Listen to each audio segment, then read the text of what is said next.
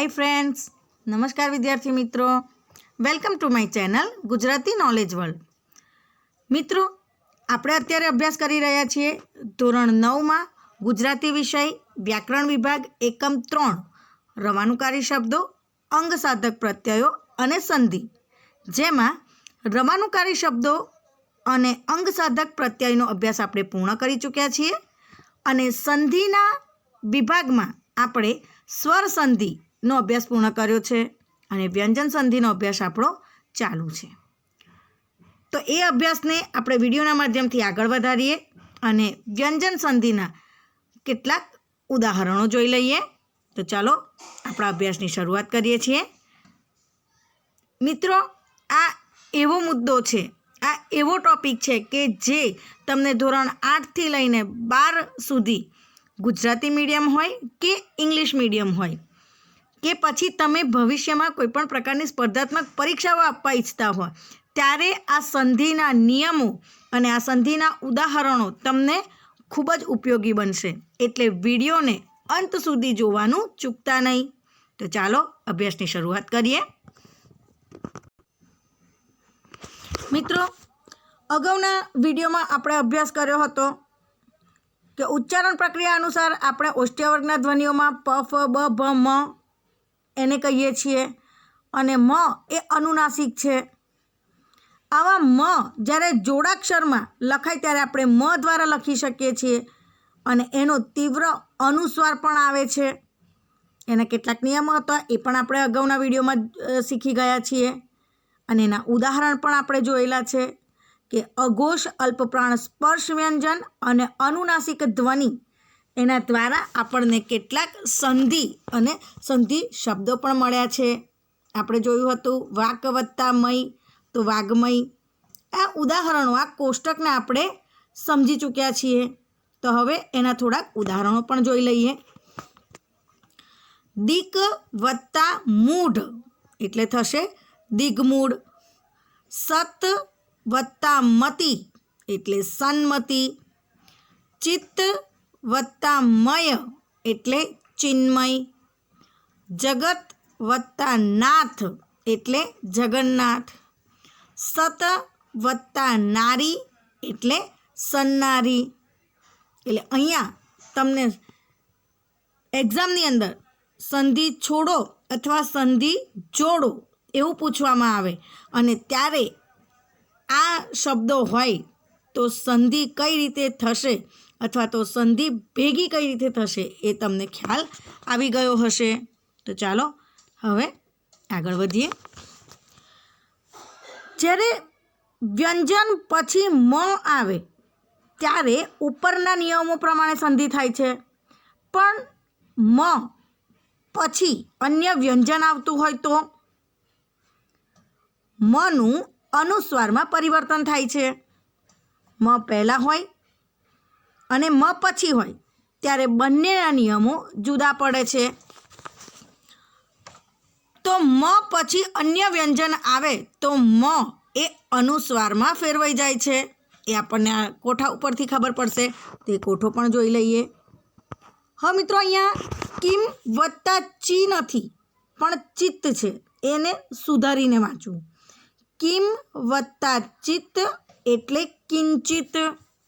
અહીંયા તમે જોઈ શકો છો કે મ હલંત લખાય છે, પણ મ પછી આપણને ચ વ્યંજન મળે છે, તો એ ચ વ્યંજનના કારણે એ મ અનુસ્વાર બિંદીમાં ફેરવાઈ જાય છે, એટલે કે કિમ વત્તા ચિત્ત એટલે શબ્દ મળશે આપણને કિંચિત। એવી જ રીતે સમ વત્તા યોગ એટલે સંયોગ। મ એ અનુસ્વાર બિંદીમાં ફેરવાઈ ગયો। સમ વત્તા રક્ષણ એટલે સંરક્ષણ। સમ વત્તા તોષ એટલે સંતોષ। સમ વત્તા વાદ એટલે સંવાદ। સમ વત્તા લગ્ન એટલે સંલગ્ન। આવી જ રીતે મિત્રો, આપણે કમ વત્તા સાર એટલે કંસાર। સમ વત્તા સાર એટલે સંસાર। આ શબ્દો આપણને મળે છે, એટલે કે મ પહેલાં આવે ત્યારે વ્યંજન અને મ પછી વ્યંજન આવે ત્યારે જે નિયમો સંધિના હોય તે તમારે યાદ રાખવાના રહેશે. અહીંયા આપણે વ્યંજન સંધિના નિયમો પૂરા થાય છે અને આપણે વિસર્ગ સંધિ તરફ આગળ વધીએ. તો વિસર્ગ સંધિ એટલે શું? બે શબ્દો ભેગા થાય ત્યારે પહેલા શબ્દને અંતે જો વિસર્ગ આવતો હોય તો તેમાં જુદા જુદા ધ્વનિ પરિવર્તન આવતા હોય છે. આવી સંધિને વિસર્ગ સંધિ કહે છે. કે બે શબ્દો ભેગા થાય અને એ ભેગા થયેલા શબ્દોમાં જ્યારે પહેલા શબ્દ પછી વિસર્ગ હોય, વિસર્ગ એટલે મિત્રો આપણે જાણીએ છીએ બે ટપકા હોય છે, એને વ્યાકરણની ભાષામાં વિસર્ગ કહેવામાં આવે છે. તો જો આવો વિસર્ગ આવતો હોય તો ઉચ્ચારણ સંદર્ભે ધ્વનિમાં પરિવર્તન આવે છે અને આવા ધ્વનિ પરિવર્તનને સંધિ કહેવામાં આવે છે. એટલે કે વિસર્ગના કારણે ઉચ્ચારણ સંદર્ભે જે પરિવર્તન આવે છે તેને વિસર્ગ સંધિ કહેવામાં આવે છે. હવે વિસર્ગ સંધિ માટેના પણ કેટલાક નિયમો છે. જો એ નિયમો તમે યાદ રાખો તો સંધિને સમજવામાં પણ તમને મદદ મળશે. ચાલો એ નિયમો જોઈએ. વિસર્ગ પહેલાં અસ્વર અને પછી અસ્વર અથવા અન્ય કોઈ ઘોષ વ્યંજન હોય તો વિસર્ગનો ઓ થાય છે. હવે યાદ રાખવાનું કે વિસર્ગ પહેલાં અ હોય એટલે વિસર્ગ ક્યાં છે સૌથી પહેલાં એ જોવાનું. અને વિસર્ગ પહેલાં અ હોય અને બીજા શબ્દની શરૂઆત પણ અસ્વરથી થતી હોય અથવા તો વિસર્ગ પહેલાં અ અને વિસર્ગ પછી જો કોઈ ઘોષ વ્યંજન હોય તો એ બંનેનો સંયોગ થઈ અને ઓ થાય છે. અહીંયા જુઓ, અધઃ વત્તા ગતિ. વિસર્ગ ધ પછી છે અને ધ્વનિ શ્રેણી પ્રમાણે આપણે જોઈએ તો ધ પછી આપણને અ મળે છે. એટલે એનો અર્થ એ થયો કે વિસર્ગ પહેલાં અ છે અને બીજા શબ્દની શરૂઆત ગ વ્યંજનથી થાય છે, ઘોષ વ્યંજનથી થાય છે. એટલે વિસર્ગ અને ગ અને વિસર્ગ પહેલાંનો અ એટલે કે અ વિસર્ગ વત્તા ઘોષ વ્યંજન ગ આ ત્રણેય ભેગા થઈ અને ઓ બનાવે છે. એટલે શબ્દ મળશે આપણને અધોગતિ. અધઃ વત્તા ગતિ એટલે અધોગતિ. એવી જ રીતે મનઃ વત્તા બલ. વિસર્ગ અને વિસર્ગ પહેલાં અ છે અને વિસર્ગ પછી આપણને ઘોષ વ્યંજન મળ્યો એટલે બંનેનો ઓ બની ગયો. એટલે શબ્દ બનશે મનોબળ. ત્યાર પછી મિત્રો બીજો નિયમ છે. વિસર્ગ પહેલાં અ અને આ સિવાયના અન્ય કોઈ સ્વર હોય અને વિસર્ગ પછી અન્ય કોઈ પણ સ્વર કે ઘોષ ધ્વનિ હોય તો વિસર્ગનો ર થાય છે. પહેલાં આપણને શું કહ્યું કે વિસર્ગ પહેલાં અ હોય અને વિસર્ગ પછી કોઈ ઘોષ વ્યંજન હોય અથવા તો સ્વર હોય તો એ ઓ બનાવે છે. પણ અહીંયા આપણને શું કહ્યું કે વિસર્ગ પહેલાં અ કે આ સિવાયનો કોઈ પણ સ્વર હોય એટલે એનો અર્થ એ થઈ ગયો કે વિસર્ગ પહેલાં અ કે આ હશે નહીં, એના સિવાયનો કોઈ પણ સ્વર હશે. અને બીજો શબ્દ કોઈ પણ સ્વરથી શરૂ થતો હોય અથવા તો કોઈ ઘોષ વ્યંજનથી શરૂ થતો હોય તો એ ર બની જાય છે.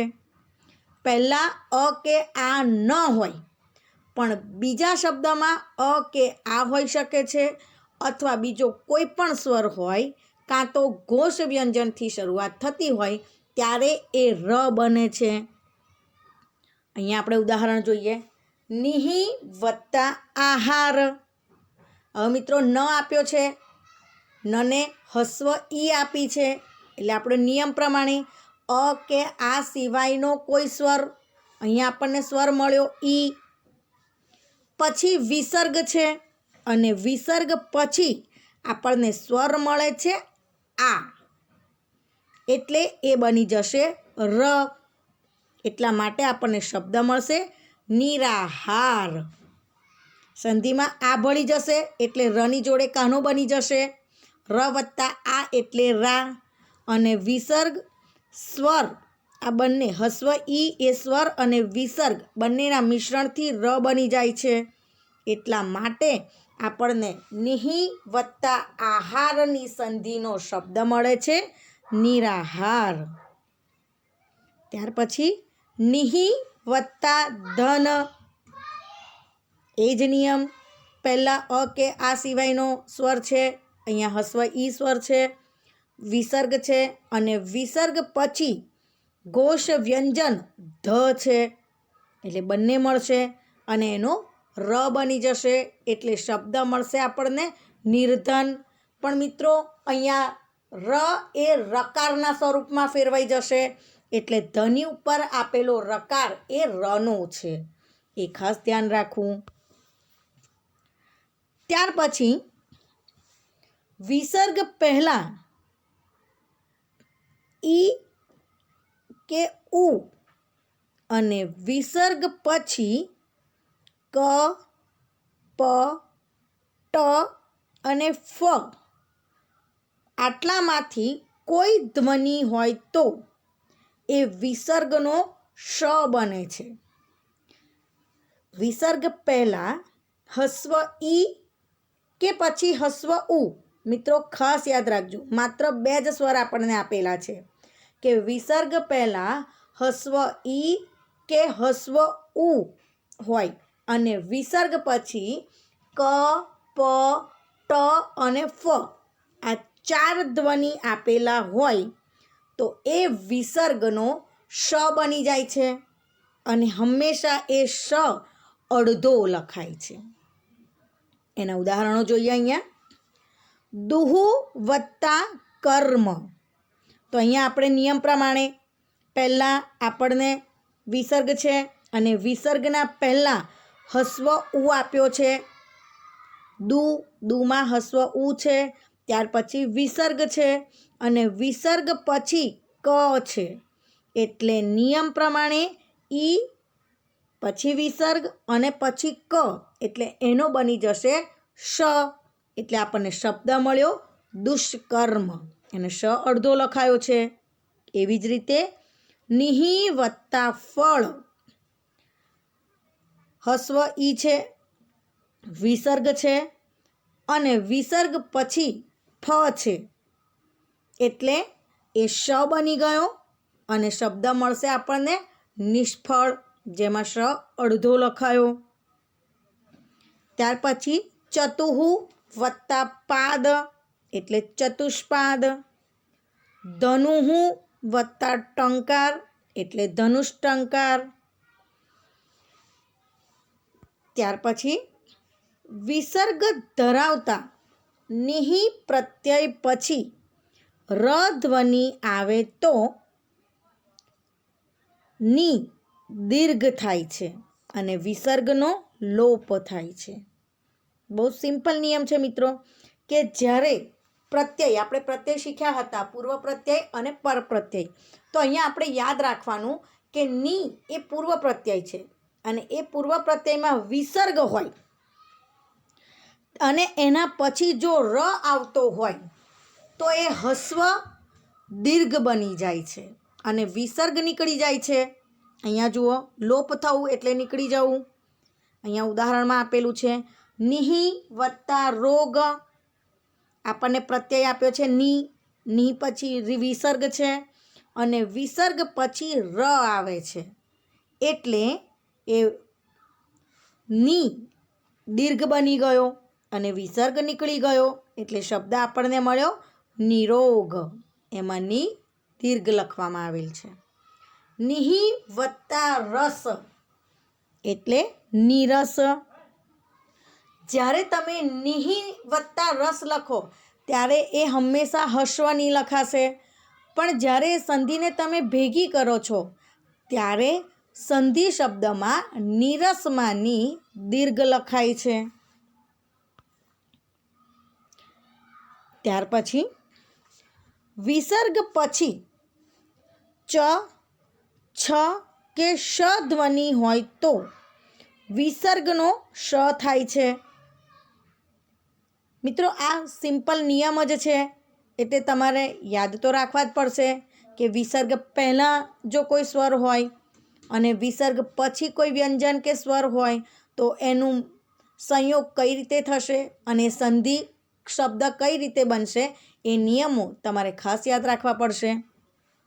અહીંયા આપણને કહ્યું છે કે વિસર્ગ પછી એટલે કે બીજા શબ્દની શરૂઆત ચ, છ કે શથી થતી હોય ત્યારે એ વિસર્ગનો શ બની જાય છે.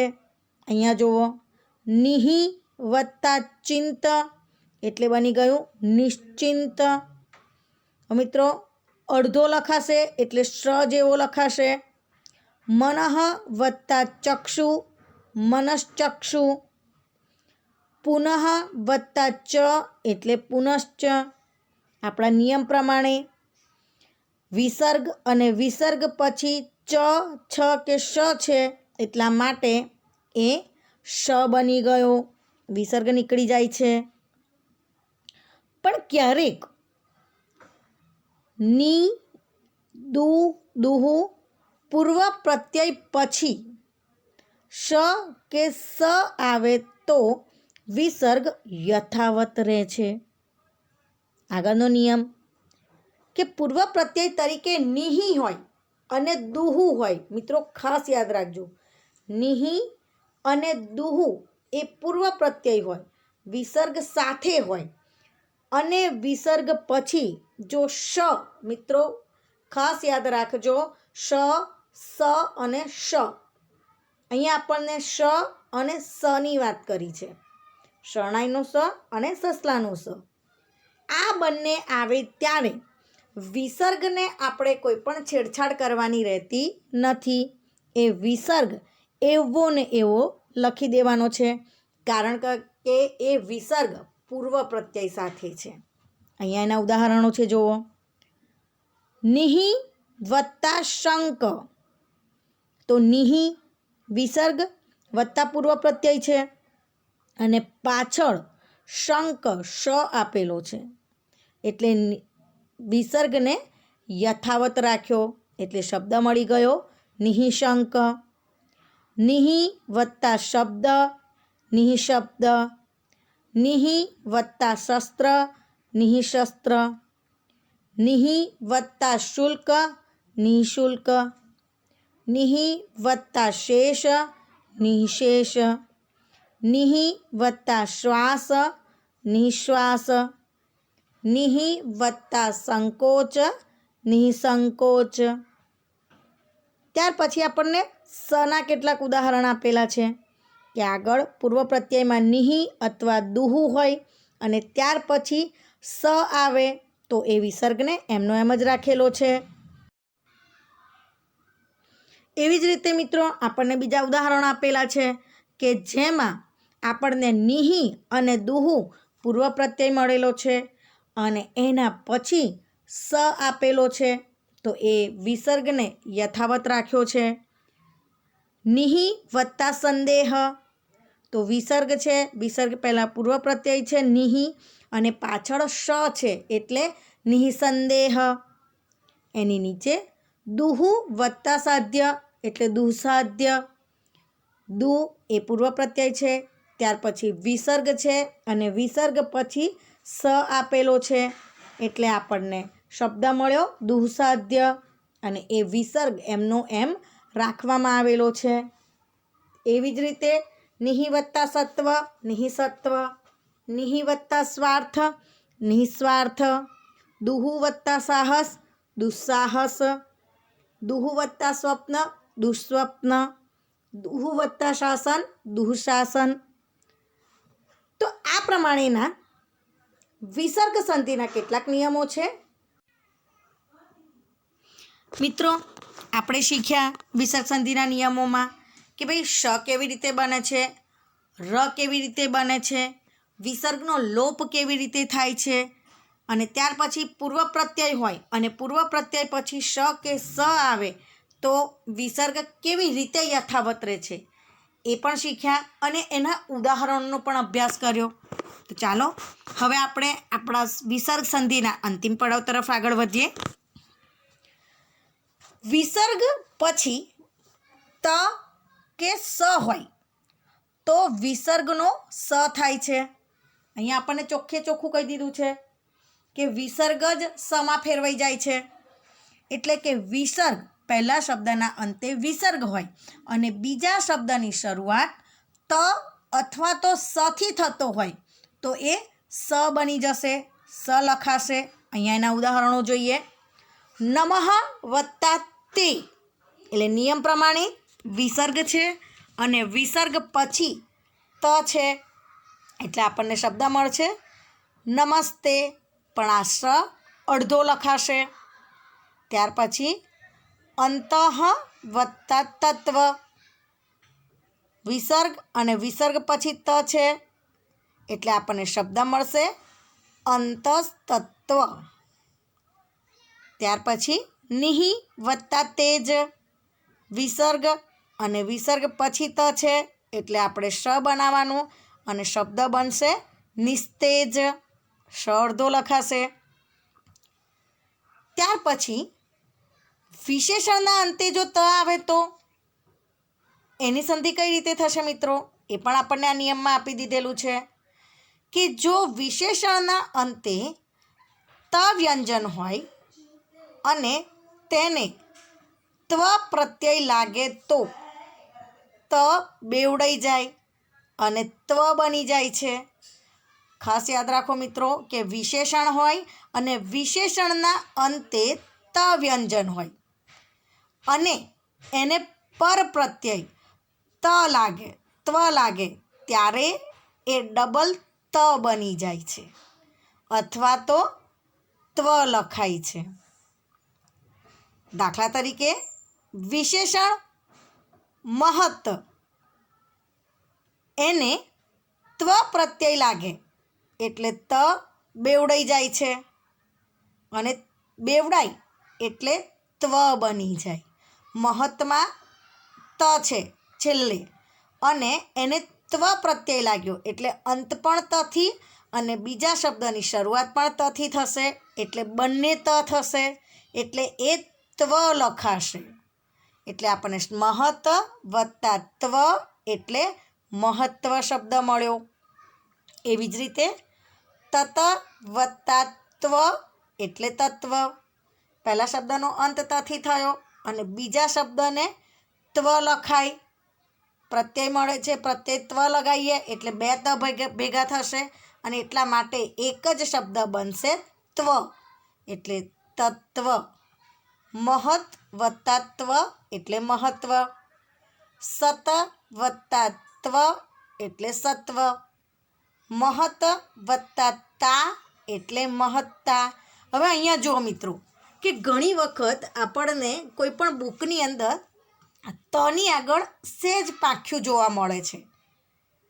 એ પાખ્યું ડબલ ત હોવાનો નિર્દેશ કરે છે, ત બેવડાયો છે એવો નિર્દેશ કરે છે. આપણે વાત કરીએ એમ કે મહત એ વિશેષણ છે અને એને તા પર પ્રત્યય લાગ્યો છે એટલે મહતનો ત અને પર પ્રત્યયનો તા ભેગો થયો એટલે આ બંને તને દર્શાવવા માટે એ તની આગળ થોડુંક પાંખ્યું લગાવેલું છે એટલે મહત્તા શબ્દ લખાશે. એવી જ રીતે સત વત્તા તા એટલે બંને ત ભેગા થયા અને બંને તને બતાડવા માટે સત્તાના તની આગળ થોડું પાંખ્યું હોય છે એટલે શબ્દ બની ગયો સત્તા. હવે મિત્રો તમને ખ્યાલ આવ્યો કે કેટલીક બુક્સની અંદર જ્યારે આવું પાંખ્યું કરેલો હોય છે ત્યારે એ ત હોવાનો નિર્દેશ કરે છે અને વિસર્ગ સંધિ છે એવું બતાડે છે. તો મિત્રો અહીંયા આપણો વિસર્ગ સંધિના નિયમો એટલે કે વિસર્ગ સંધિનો અભ્યાસ આપણો પૂર્ણ થાય છે અને વ્યાકરણ એકમ 3 પણ પૂર્ણ થાય છે. મિત્રો હું પણ આ અભ્યાસને અને આ વિડીયોને અહીંયા વિરામ આપું છું, પણ તમારે તમારા પુનરાવર્તનને વિરામ આપવાનો નથી. તમારે વારંવાર આ વિડીયોને જોવાનો છે, એનો અભ્યાસ કરવાનો છે, એનો મહાવરો કરવાનો છે અને સંધિના નિયમોને યાદ રાખવાના છે, જેનાથી એક્ઝામની અંદર જ્યારે તમને કોઈ પણ પ્રકારની સંધિ પૂછાય ત્યારે નિયમને યાદ રાખી અને તમે એ સંધિને છૂટી પાડી શકો અથવા તો સંધિ શબ્દ લખી શકો. જો આ નિયમો યાદ રહી જશે તો કોઈ પણ પ્રકારની કમ્પેરિટિવ એક્ઝામ હશે અથવા તો સ્કૂલ કોલેજની એક્ઝામ હશે ત્યારે તમને સંધિમાં કોઈ પણ પ્રકારની મુશ્કેલી નહીં પડે અને રોકડા માર્ક તમે મેળવી શકશો. તો હું આશા રાખું છું કે આ વિડીયો થકી તમને સંધિના નિયમો યાદ રહી જશે. તો આ વિડીયોને વારંવાર જોતા રહો, એનો મહાવરો કરતા રહો અને આવતા વિડીયોની રાહ જોતા રહો. તો હવે મને રજા આપો. જય જલારામ.